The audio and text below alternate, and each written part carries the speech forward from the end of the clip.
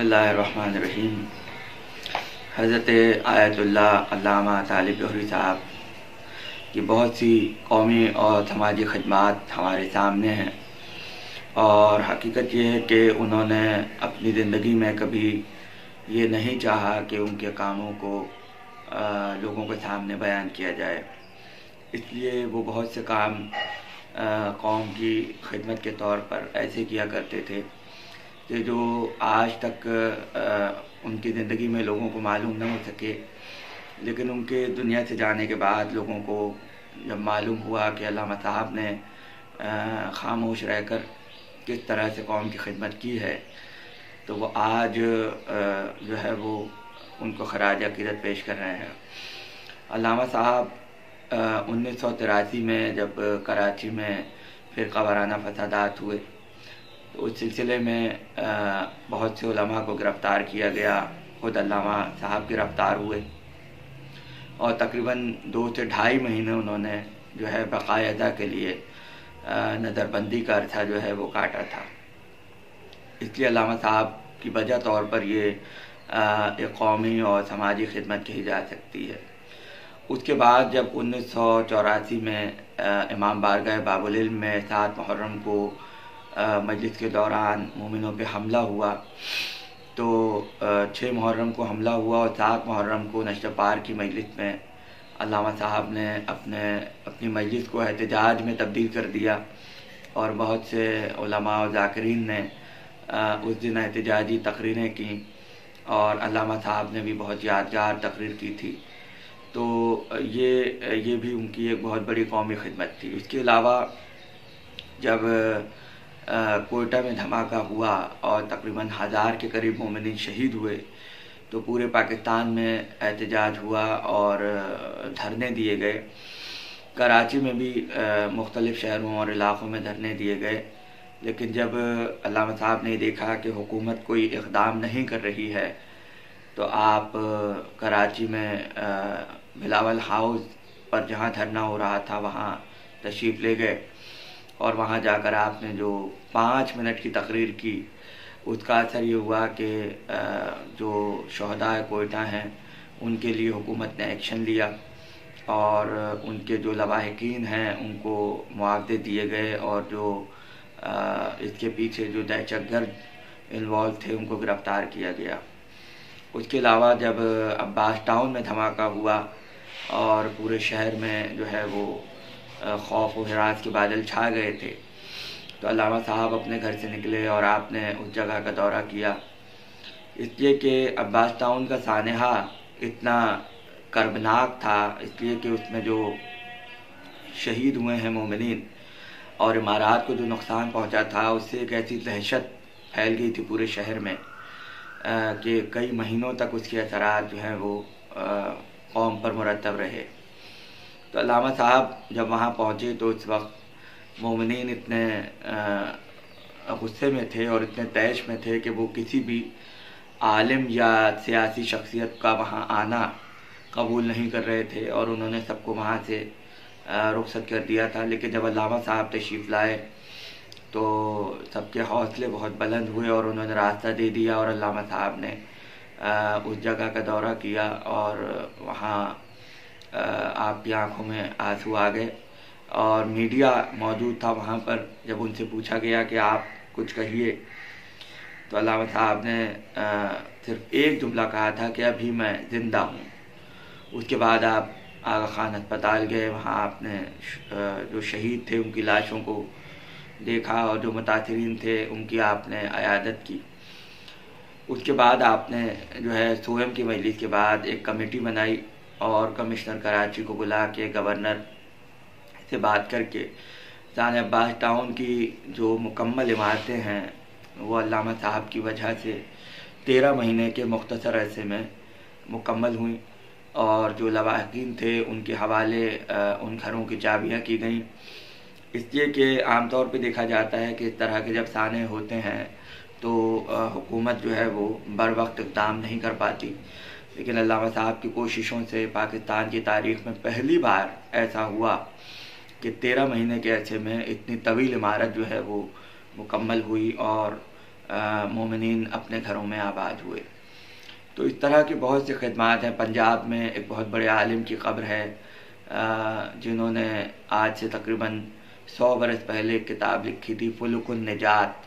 उसके मुसन्निफ पंजाब के गांव में दफन हैं। जब अल्लामा साहब वहाँ मजलिस पढ़ने गए और उन्होंने देखा कि उनकी कब्र शिकस्ता हालत में है, तो आपने उसकी कब्र के लिए जो है वो रकम इनायत की और अपने ज़ाती सरफे से जो है उनकी कब्र को आपने महफूज किया और वहाँ के लोगों को ताकीद की कि एक बहुत बड़े आलिम की कब्र तुम्हारे गांव में है, लिहाजा इसकी कदर करो और इसकी हिफाजत करो और लोगों को बताओ कि इनका मकाम और मर्तबा क्या था। बिल्कुल इसी तरह एक बार वो डेरा इस्माइल खान में मजलिस पढ़ने गए और वहाँ के मोमिनीन उनसे बहुत अक़ीदत रखते थे। तो अल्लामा साहब ने बहुत ही यादगार मजलिस पढ़ी। वहाँ के लोग बताते हैं कि जब मजलिस ख़त्म हुई तो जो बानी मजलिस था उसने वकला को बुलाया और फ़ाइलें वहाँ पे खोल दी गई। तो पता चला कि एक ज़मीन वो अल्लामा साहब को देना चाहता है। तो फ़ाइलों पे दस्तखत हुए और सारे मामलात हुए। तो जब वो ज़मीन अल्लामा साहब की हो गई तो उन्होंने वकला से कहा कि मैं इस ज़मीन को इमाम बारगाह के लिए वक़्फ़ करना चाहता हूँ। लिहाजा वो ज़मीन वापस बानी मजलिस को कर दी गई और आज उस शहर में इमाम बारगाह मौजूद है जो अल्लामा साहब की मेहनतों और उनकी कौमी और समाजी खिदमात की एक यादगार है। उसी तरह उनकी खिताबत यूँ तो ज़िक्र सैयदुश्शुहदा के लिए मखसूस थी, लेकिन उन्होंने जो तर्ज खिताबत अपनाया वो दरअसल कौम की खिदमत बन के हमारे सामने आया। जो इस्तदलाल, इल्म कलाम, फ़लसफ़ा, मंतिक, क़ुरआन, अहादीस, रिवायात और इन तमाम चीज़ों को जोड़ के जो अल्लामा साहब की खिताबत का खाका हमें नज़र आता है। क्योंकि उस ज़माने में ख़त्म नबूवत का मसला बहुत ज़्यादा था और पैगम्बर अकरम की ज़ात गिरामी के हवाले से जो इख्तलाफी मामलात थे मुसलमानों में और जो रसूल की इस्मत के हवाले से और शान रिसालत के हवाले से जो बहसें हुआ करती थी, तो अल्लामा साहब ने नबूवत को ख़ास तौर पर अपनी तकरीर का मरकज़ बनाया और आपने जितनी शाम गरीमा पढ़ी उसमें बेशतर तकारीर आपकी नबूवत के हवाले से मशहूर हुई और आपने पूरे अशरे नबूवत के उन्वान पर पढ़े। ख़त्म नबूवत पर आपने अशरा पढ़ा, शान रसूल पर अशरा पढ़ा। इस तरह से हर तकरीर में पैगम्बर अकरम के फ़ज़ाइल और उनके मरातिब और उनकी खुसूसियात को आयात कुरानी से पेश करने का सेहरा अल्लामा साहब के सर है। और एक ऐसी खिताबत के जो न सिर्फ ये कि शियों के लिए बल्कि तमाम मकतब फ़िक्र के लिए एक सरचश्मा थी, एक दावत फ़िक्र थी और लोग बहुत शौक़ से आपकी तकरीरों को सुनते थे। फ़हम कुरान का प्रोग्राम आज तक लोगों को याद है। फ़हम कुरान में आपने एक ऐसा अंदाज़ इख्तियार किया था कि जो मोमिनीन आपको मुसलसल सुनते थे वो बहुत आसानी से पहचान कर सकते हैं कि मजलिस का उनका अंदाज़ बिल्कुल मुख्तलिफ होता था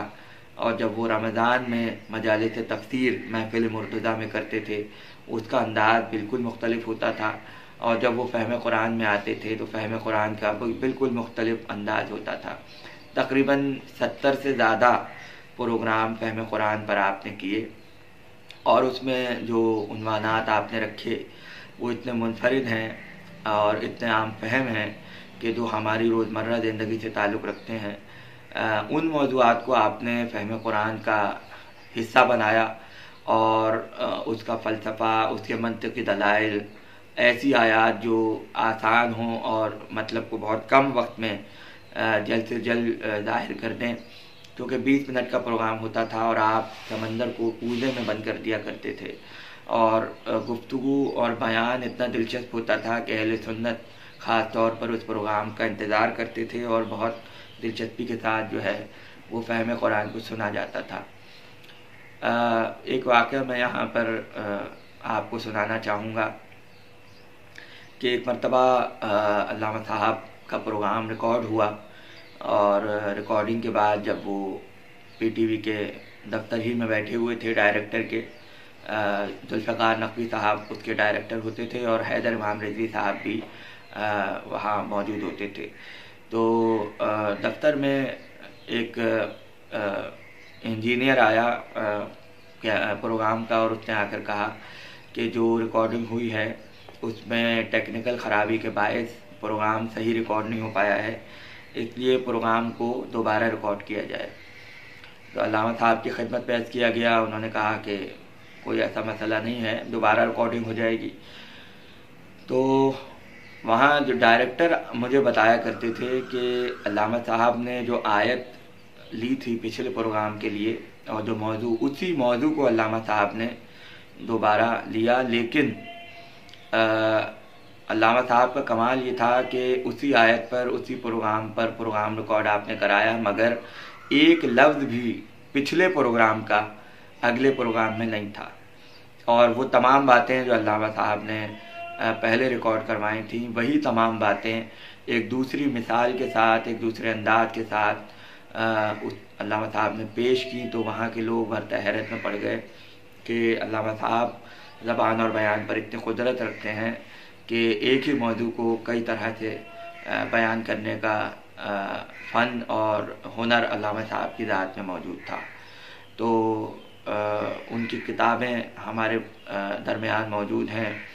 और इंशाअल्लाह उनका जो सरमाया अभी रह गया है वो शाया होगा तो कौम अल्लामा साहब को दरियाफ़ कर सकेगी। इसलिए कि अल्लामा साहब एक ऐसी दुनिया है जो अभी खिताबत के आसमान पर गर्दिश में है, लेकिन लोग अब तक उस दुनिया को दरियाफ़्त नहीं कर पाए हैं। बहुत वक्त लगेगा, तब जाकर अल्लामा साहब की सही शख्सियत और ख़िदमत लोगों तक पहुँचेंगे।